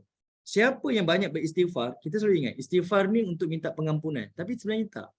Kalau kita nak berinteraksi dengan ujian kita, kesusahan dan kesulitan hidup kita ni, caranya untuk berhubung dengan Allah adalah istighfar. Dia bukan sekadar minta pengampunan. Bahkan dia ni datang rezeki. Ini disebut dalam Quran. Bila Allah kata apa? Dia ni ditimpa ujian kemarau, kerana bertaubat Allah datang air hujan. Maksudnya, kalau kita ditimpa musibah, kesulitan, kesusahan, dengan kita beristighfar banyak-banyak pada Allah, Allah akan beri jalan keluar. Allah beri kemudahan. Allah datangkan bantuan. Itu banyak istighfar. Lalu Allah kata apa? Wa yumdidukum bi amwal wa banin wa yaj'al lakum jannat wa yaj'al lakum anhara. Bahkan kalau kamu beristighfar, bukan sekadar aku beri jalan keluar, bahkan aku tambahkan lagi rezeki dari sudut harta, zuriat dan kebun-kebun kamu. Ada satu cerita daripada ayat ni. Ada seorang ulama namanya Hasan Al-Basri. Tuan-tuan kenal Hasan Al-Basri? Dia ni ulama besar. Ada orang tanya dia. Dia kata, wahai Imam, saya ni dah kahwin lama dah tapi tak ada zuriat. Imam Ahmad Hasan Al-Basri kata apa? Kalau kamu ni tak dikurniakan zuriat, istighfarlah. Kawan tu dengar pelik, istighfar. Okeylah, tak apa, balik. Ada seorang ni datang pula, dia kata, wahai Imam, saya ni bekerja macam-macam dah, tapi saya ni miskin, tak ada harta. Apa yang perlu saya buat? Ada doa-doa tak? Kata Imam Ahmad, kata Imam Hasan Al-Basri, istighfarlah pada Allah. Kawan tu pun terkejut, lah istighfar lagi. Lalu ada seorang tu datang, dia kata, wahai Imam, saya ni ada kebun banyak. Saya dah invest macam-macam dah. Kebun saya tak menjadi rugi. Macam kita lah berniaga. Saya dah buat macam-macam, dah beri modal lah, tapi tak datang keuntungan. Imam Hasan Al-Basri kata apa? Istighfarlah, taubat pada Allah. Tahu tak, isteri dia kata apa? Wahai bang, semua orang mengadu masalah pada abang, semuanya abang nasihat istighfar, istighfar, istighfar. Tak habis-habis istighfar. Tak ada nasihat lain ke bang? Sebab kita lah kalau orang cakap macam tu istighfar, sakit hati kan? Ingat banyak dosa ke saya ni sampai nak kena istighfar 24 jam. Tapi apa kata Hasan Al-Basri? Dia kata ini bukan ucapan saya. Ini adalah janji daripada Allah. Melalui petikan surah Nuh tadi tu. Ayat 10 sampai ayat yang ke-12. Jadinya tuan-tuan yang dirahmati Allah, tuan-tuan nak pujuk hati kita, tuan-tuan nak rasa redha dengan apa yang Allah tetapkan rezeki untuk kita, dan kadang-kadang kita rasa kecewa, kita nak mengharap yang ni tak dapat. Salah satunya inilah antara macam mana kita nak mengharapkan pertolongan, bantuan daripada Allah Ta'ala. Dan istighfar ni tak susah pun. Semudah perkataan astaghfirullah, astaghfirullah. Mungkin tuan-tuan kata, tak canggih langsung doa Ustaz. Tuan-tuan kena beriman dan meyakini apa yang Nabi ajar, itu paling the best. Kita nak berpandu beramal dalam agama ni, dia mesti ada bukti lah, dalil kan, daripada Quran dan juga sunnah. Dia bukan kira best tak best, canggih tak canggih kan. Dia adalah berdasarkan betul tak Allah janjikan, betul tak bagi dia Nabi SAW janjikan. InsyaAllah, percayalah rezeki itu akan datang. Okey, kita ada soalan ke? Ada lagi dua soalan Ustaz daripada Tuan Haji Saifuddin. Assalamualaikum Ustaz. Tadi Ustaz ada kata berniaga ni ada kalanya kita jatuh dan Ustaz kata kita kena bangkit, terus bangkit. Ustaz pun ada kata tadi dalam Islam ini adalah ujian. Boleh Ustaz memberikan tip bagaimana cara untuk bangkit dalam Islam? Maaf Ustaz, saya budak baru belajar. Itulah, tapi Tuan Haji ni dah tua ni. Satu lagi Ustaz, bagaimana cara kita untuk mengatasi perasaan dengki orang yang kita kenali dan mengatasi masalah santau dalam perniagaan? Silakan Ustaz. Okey, baik. Macam mana bangkit dalam Islam? Pernah dengar tak tahun kesedihan bagi Nabi? Dikenali sebagai Amul Huzun, tahun ke-10 kenabian. Yang mana waktu tu Nabi SAW kematian Abu Talib, kemudian Nabi ni kematian isterinya Khadijah, dan waktu tu juga Nabi dihalau daripada Taif. Okey, Nabi tunjukkan kita satu teladan. Waktu Nabi SAW dakwah 10 tahun di Mekah, orang Mekah ni halau Nabi, benci Nabi, bermusuh dengan Nabi, bunuh sahabat-sahabat Nabi. 10 tahun berusaha, 10 tahun kita kata gagal lah, sebab tak ramai orang yang terima dakwah Nabi, bahkan bermusuh. Dalam keadaan susah tu, Allah Ta'ala takdirkan pakcik Nabi wafat. 3 hari berselang, Allah takdirkan isteri Nabi pun wafat. Kalau kita lah mengalami macam tu, berniaga 10 tahun rugi, tengah-tengah susah tu Allah takdirkan pasangan kita mati, Allah takdirkan mak bapak kita mati. Kita kata, ya Allah, apa benda jadi? Kita akan jadi kemurungan, kesedihan, putus asa. Tapi apa yang berlaku pada Nabi? Nabi dia tak duduk dalam rumah dan dia tak salahkan takdir. Tapi apa Nabi buat? Nabi keluar daripada rumah dia, Nabi bangkit dan Nabi pergi ke Taif. Cari ada tak platform baru untuk dia berdakwah. Waktu dia terduduk tu, waktu itulah dia bangun. Dan dia keluar daripada zon selesa dia. Okey. Saya bagi satu contoh tuan-tuan. Nabi SAW, kalau kita tengok sejarah, kita maklum sungguh. Nabi ni dia lahir je, ayah dia mati. Kemudian dia duduk dengan ibu dia, ibunya mati. Dia duduk dengan bapa dia, dengan datuk dia mati. Duduk dengan pakcik mati. Kahwin dengan isteri mati. Ada anak-anak, semua anak Nabi wafat. Sampailah hari kewafatan Nabi, seorang je anak dia tinggal, iaitu Fatimah. Okey, ini cerita yang kita maklum. Para ulama sirah kata apa? Daripada peristiwa tu sebenarnya Allah nak bagi tahu kita satu perkara. Sebenarnya Allah nak bagi tahu, sebenarnya takdir Allah ni tak boleh berubah. Takdir tak boleh berubah sekalipun dia ni rasul. Sekalipun dia ni adalah rasul. Nabi bayangkan ayah mati, ibu mati, datuk mati, semua orang mati. Allah nak bagi tahu pada kita takdir ni tak berubah. Allah dah tetapkan kalau kita dalam hidup ni, kenapa ya saya ni jadi orang susah? Kenapa ya saya ni orang yang miskin? Kenapa ya saya ni buat semua benda tak jadi? Takdir ni tak berubah. Tetapi takdir ni tak menentukan kejayaan kita sebenarnya. Yang menentukan kejayaan kita adalah cara kita respon kepada takdir, namanya tadbir. Dan itu Nabi tunjuk. Nabi tak putus asa, Nabi tak salahkan Tuhan, Nabi tak marah-marah, tapi Nabi bangkit dan Nabi berhadapan dengan semua ujian tu dan menjadikan Nabi lebih berjaya. Contoh nak bagi faham, mak ayah kita takdirnya dulu orang susah, nak ambil air daripada perigi. Nak belajar buku bukan ada lampu, pakai pelita api, pelita gas tu. Kan? Tapi berjaya tak hari ni? Berjaya. Boleh besarkan kita dengan berjaya. Sebab dia respon kepada takdir macam tu dengan baik, Allah beri kejayaan. Jadi kita tak boleh kata, saya hidup susah, saya mesti susah. Saya dari lahir keluarga susah, saya gagal, saya mesti gagal. Tak. Boleh jadi takdir yang Allah tetapkan itu adalah sebagai tangga untuk kita naik ke tangga kejayaan. Boleh jadi. Okay. Yang pentingnya adalah cara kita melihat dan respon kepada takdir tersebut. Okay. Jadi bangkit yang Nabi tunjukkan ni adalah sentiasa melawan dengan apa ujian ataupun musibah yang kita hadapi. Satu lagi soalannya apa? Santau. Betul Ustaz. Macam mana? Satu lagi, bagaimana cara kita mengatasi perasaan dengki? Okey. Nabi Allah Taala ada turun dua surah dan dua surah ni dikenali sebagai Al-Mu'awizatain, dua surah pelindung. Tuan-tuan, ini Nabi ajar dan Allah Taala kirimkan. Kalau kita takut musibah, kita takut kecelaan, kita takut orang sihirkan kita, santaukan kita, dengki kita dan apa sahaja, tuan-tuan baca je surah Al-Falaq, Qul a'udzu birabbil falaq, dan tuan-tuan baca saja Qul a'udzu birabbin nas. Dua surah ni saja.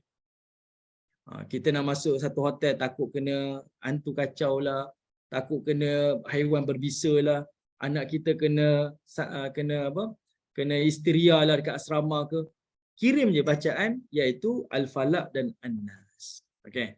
Saya kalau nak detail nanti takut panjang lagi, tapi sebenarnya dua surah tu ayat-ayat di dalam tu sebenarnya dia bercerita tentang tu. Jadi tuan-tuan jangan risaulah. Kalau kita takut perniagaan kita ni diganggu ke apa, disantau ke apa, didengki ke apa, baca saja Al-Falaq dan An-Nas. Allah sebaik-baik pelindung. Okey. Terima kasih Al-Fadhil Ustaz. Tapi ada satu soalan baru masuk daripada Tuan Asrul kita. Mungkin inilah soalan terakhir sebelum kita tamatkan. Assalamualaikum Al-Fadhil Ustaz. Syukran jazilan atas ilmu yang diberikan. Mohon halalkan ilmu yang dicurahkan malam ni. Ana mohon pandangan Ustaz bagaimana nak kekal istiqamah dengan amalan yang selalu diamalkan di kala susah dan ditimpa ujian. Namun rasa malas bila Allah keluarkan dari ujian tersebut. Mohon perkongsian daripada Al-Fadhil Ustaz. Silakan. Ya, saya tengok. Ya, mohon bagaimana nak kekal istiqamah. Okey. Perasaan malas ni kan. Perasaan malas. Masa ditimpa ujian tu rasa nak beramal je. Tapi bila Allah berikan kesenangan sedikit, lupa kita nak beramal kan. Okey, istiqamah ni sebenarnya benda ni adalah benda yang kita kena sentiasa bina. Okey. Sahabat-sahabat Nabi SAW diceritakan oleh Abu Hurairah, iaitu Abu Bakar As-Siddiq didatangi oleh seorang lelaki. Dia kata apa? Wahai Abu Bakar, aku ni kalau duduk dengan Rasulullah, aku akan rasa nampak macam syurga neraka tu. Aku rasa bersemangat nak beramal. Rasa excited nak beramal. Tapi bila aku pulang ke rumah, aku dah tak rasa excited nak beramal. Sama macam kita lah. Ditipu ujian, rasa nak beramal. Bila tak ditipu ujian, rasa tak beramal. Okay. Jadi kata Abu Hurairah, bukan kamu je, aku macam itu juga. Bila jumpa dengan Nabi, bersama dengan Nabi, rasa nak kuat beramal. Bila balik ke rumah, tak jumpa Nabi, tak rasa beramal. Lalu mereka pun jumpa dengan baginda Nabi SAW. Bila dijumpa dengan Nabi, Nabi pun dengar. Dan Nabi kata apa?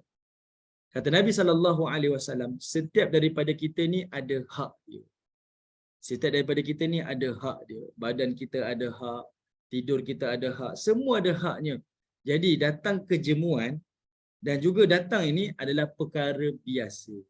Lesu, malas, itu adalah perkara biasa. Bahkan ada seorang isteri Nabi SAW ni, dia pasang tali di dalam tiang, tali di antara tiang di Masjid Nabawi. Macam tali wrestling tu. Kan kalau orang wrestling kan, dia sandar, kemudian dia melantun ke depan balik. Isteri Nabi ada buat. Okay? Isteri Nabi SAW pun, dia letak tali tu. Kalau dia beribadah, dia rasa penat, dia akan sandar dekat tali tu. Nanti dia akan tolak ke depan balik, dia tegak balik, dia beribadah lagi. Nabi masuk, Nabi tanya pada sahabat, ni tali apa ni? Lalu kata sahabat Nabi, ini isteri kamu ni, pasang tali-tali dalam masjid ni supaya dia dapat kuat beribadah. Apa kata Nabi SAW? Buka tali ni, buka. Nabi kata apa? Allah tak pernah jemu, manusia akan jemu. Jadi dalam kita beramal ni, kita kena faham. Kita ada hak pada tubuh kita dan sifat jemu tu sentiasa ada. Cumanya kalau kita rasa lesu tu, kita berusahalah untuk buat. Bukan terus tinggalkan. Tapi kalau sentiasa datang benda tu, itu adalah fitrah. Itu adalah perbuatan fitrah dan itu berlaku. Dan sahabat-sahabat Nabi pun kata, walaupun Nabi ni Rasul dan pemimpin negara, Presiden Madinah, kalau kami bercerita tentang makanan dengan Nabi, Nabi cerita pasal makanan. Kalau kami cerita tentang agama, Nabi cerita tentang agama. Maksudnya Nabi ni sentiasa beri ruang pada diri dia untuk berhadapan dengan semua benda. Tak semua kita 100% kena fikir beramal je. Saya ni rasa tak. Jadi kita ada waktu kita, iman ni yazid wa yanqus lah. Kadang bertambah, kadang berkurang. Jadinya kalau datang malas, buat beramal lah. Kuat balik semangat kita. Kita sendiri binalah mengikut kita punya respon kita, kehendak kita. Kita biasa tahu tubuh kita berkehendak macam mana, maka kita buatlah sesuatu yang kita rasa kalau saya buat ni pulih balik semangat saya, datang mood balik, buatlah. Tak semestinya lah dengan amal-amal yang tertentu, dan itu adalah sifat kepada manusia. Okey, baik. Okey, terima kasih Ustaz. Sebenarnya kita dah nak hampir tamat, cuma timbul lagi satu soalan daripada Tuan Syafwan. Tuan Kimi, tadi ada soalan yang tadi tu, contoh dia apa? Yang pasal betul, saya masih tak dapat hubungi lagi tukang bertanya tu, Puan Amy Yusliza. Okay. But basically ada soalan lagi ada soalan. Ya, okey, Kak Mi, silakan soalan tadi. Soalan dia macam contoh kalau macam kita ambil servis orang lah kan. Kita ambil servis dia. Dan kalau servis dia tu tak bagus tapi kita nak cakap tu macam dia kawan kita. Lepas tu ada orang lain nak ambil servis dia. Kalau kita cakap dengan dia nanti tak bagus pun nanti akan menyebabkan dia ambil. Lepas tu dia akan menimbulkan fitnah. So macam mana kita, sampai mana kita nak kata this is we need to be jujur. Sampai mana kita nak jaga hati, sampai mana, macam itulah soalan saya sebenarnya. Okey, baik. Jujur ni dia tak ada had. Dia memang kita kena jujur. Sebab itu disebut qulil haq walau kana murrah kan. Cakap benda tu yang benar walaupun dia pahit. Memang kena cakap. Tapi cara kita bercakap tu, yang itu yang kita kena ada skill tadi tu, dari sudut komunikasi kita. Macam mana kita nak sampaikan, macam mana kita nak bercakap supaya dia ni faham dan dia boleh terima. Kita tak boleh nak kata sesuatu tu sebab nak jaga hati orang. Dia dalam keadaan macam ni memang kita dalam keadaan sukar lah, kita tersepit. Tapi kita kena ambil jalan yang bil hikmah lah, dengan cara yang paling bijaksana. Seolah-olahnya tarik rambut daripada tepung ni benda yang sangat susah, tapi itulah yang kita kena buat. Okay? Itulah yang kita kena buat. Tapi jujur tak? Memang kena jujur. Memang kena jujur. Satu, kita nak dia lebih improve dengan apa yang dia ada. Yang kedua, kita tak nak orang lain teraniaya mengharapkan sesuatu, tapi sebabkan kita ni nak jaga, nak takut nanti yang ini, akhirnya orang lain yang teraniaya sebab ambil dia untuk buat satu job sebagai sekian-sekian. Sedangkan kita tak sangat puas hati dengan apa yang dia lakukan. Okay? Sebab itu saya ambil contohlah. Dakwah ataupun dalam kita urusan muamalah ni, kita kena ingat, kita ni sentiasa connecting, mesti berhubung. Kita bukan correcting, bukan membetulkan. Okay. Jadi kalau kita nak cakap benda macam ni ataupun dalam kita berdakwah, kita kena ada perasaan kita ni sedang berhubung dengan dia, menghubungkan jambatan antara kita dengan dia, bukan untuk membetulkan. Kalau dalam hal dakwah, si fulan ni buat salah, bukan kita kata kau salah, kau ni masuk neraka, tak. Kita kena menghubungkan dia. Kita dengan dia berhubung, bawa dia ke arah kebaikan.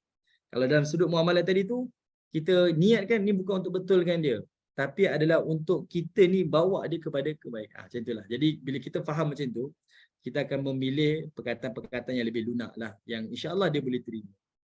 Okey? Membantu Kak Mi? Membantu, terima kasih Ustaz. Mungkin nak kena belajar lagi lah kan. Terima kasih Ustaz. Okey, terima kasih pada Puan Amy Yusliza dan juga Al-Fadhil Ustaz. Soalan terakhir daripada Tuan Syafwan. Assalamualaikum Ustaz. Boleh cerita sikit tentang rasuah? Sebab kebelakangan ni keluar pelbagai perkataan yang cuba menghalalkan perkara tersebut. Contohnya macam hadiah, habuan atau hak dia. Mohon pencerahan Ustaz. Okey, baik. Kalau sebut rasuah, memang baginda Nabi SAW telah mengharam. Bahkan baginda Nabi telah melaknatlah. Sama ada pemberi rasuah ataupun penerima rasuah. Tak kisahlah atas apa-apa label pun, atas apa-apa perkataan pun dan apa segala pun. Hadiah ke, habuan ke, ini hak dia lah bawah table ke, atas table ke. Semuanya tak dibenarkan. Memang tak dibenarkan. Tapi rasuah ni, dia sebenarnya pernah tak kita fikir dia sebenarnya berlaku kepada orang yang ada harta sebenarnya kan. Orang yang dah ada harta ni pun ambil rasuah. Kenapa? Apa isu dia? Orang yang merasuah ni bukan orang susah ni. Kadang orang susah tak ambil rasuah, orang yang ada harta yang ambil rasuah. Tuan-tuan pernah terfikir tak kenapa? Dia kaya ni, tahu kaya tapi dia ambil rasuah. Yang miskin tak ambil rasuah, yang kaya ambil rasuah. Kalau kita ikut logik, orang rasuah ni nak duit lah. Patutnya orang miskin lah lebih memerlukan duit daripada orang kaya. Tapi orang kaya yang ambil rasuah, bukan orang miskin.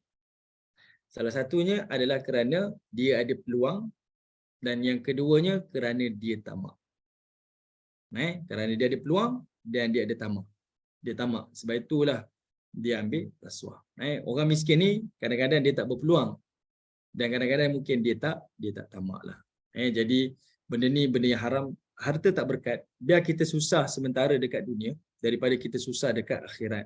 Sebab itu para ulama kata apa? Dekat dunia ni kita susah sekejap je, ada tempoh dia. Tapi di akhirat kalau kita susah selama-lamanya. Dekat dunia ni kita susah kita ada mak ayah, ada pasangan, ada keluarga yang kita boleh berkongsi. Tapi kalau kita susah di hari akhirat, susahnya itu adalah bersendirian. Jadi kita pilihlah tuan-tuan sama ada kita nak susah sebentar dekat dunia ataupun kita nak susah selama-lamanya di hari akhirat. Rasuah yang kita ambil tu berapa banyak pun. Kita hanya boleh senang beberapa tahun je. Lepas tu kita susah. Diungkit, dibawa ke mahkamah, dimalukan, diaibkan, lebih susah. Baik kita duduk rumah tengok TV, tengok orang ketangkap masuk penjara dekat dalam berita. Sebab apa? Rasuah. Nampak mula macam dia senang, tapi lepas tu dia naik mahkamah. Lagi susah daripada kita. Daripada kita ni taklah susah sangat. Sambil tengok TV pun boleh baring, kan? Sambil kita boleh bersama dengan keluarga. Susah-susah kita pun sebenarnya tak susah pun. Yang susah tu adalah mereka. Okey? Baik, wallahu a'lam. Alright, fantastic. Terima kasih banyak kepada usahawan kita yang bertanyakan soalan di ruangan komen. Dan juga terima kasih banyak kepada Al-Fadhil Ustaz Izzuddin yang sanggup memberi pencerahan dan juga menjawab soalan-soalan tersebut. Okey, so ini adalah sesi yang saya rasa sangat hebat kepada kami lah sebagai usahawan dalam BNI Success. Dan terima kasih banyak Ustaz kerana hadir pada sesi malam ni. Mungkin you guys boleh on camera sekejap. Jom kita ambil gambar. Ni di sesi kita punya amalan kita, amalan di dalam BNI Success, iaitu ambil gambar. Okay. So saya akan screenshot. Mungkin kalian nak on gambar, boleh on gambar dahulu. Okay. Kita ambil gambar Ustaz dahulu lah. Okay. Ambil gambar Ustaz dulu. Alright, 1, 2, 3. Okay Ustaz, senyum Ustaz. Okay. So okay, sekejap. 1, 2, 3. Alright, yang lain saya ada lebih kurang 2 page kat sini. 1, 2, 3. Okey, 1, 2, 3. Alright. So, terima kasih banyak kepada Al-Fadhil Ustaz Izzuddin kerana hadir pada sesi malam ni dan terima kasih banyak kepada RP-RP kita yang sama-sama turut serta dalam program santapan rohani pada hari ini. Right? Semoga ilmu yang disampaikan oleh Al-Fadhil Ustaz dapat membantu kalian sedikit sebanyak dan semoga ilmu yang dikongsikan oleh Ustaz Izzuddin ini dapat menjadi pahala juga kepada Ustaz, insya-Allah. Okey. So itu saja daripada kami daripada CEC team dan daripada BNI Success. Terima kasih Al-Fadhil Ustaz dan terima kasih kepada ustaz-ustaz kita. Insya-Allah kita jumpa di hari lain. Insya-Allah. Assalamualaikum warahmatullahi wabarakatuh. Waalaikumsalam warahmatullahi wabarakatuh. Terima kasih Ustaz. Sama-sama. Terima kasih Ustaz. Ustaz, macam mana nak dapat nombor telefon Ustaz? Nombor telefon. Boleh je ambil. Boleh. Nanti saya share dekat dalam grup Okey. Terima kasih. Assalamualaikum. Waalaikumsalam warahmatullahi wabarakatuh. Okey,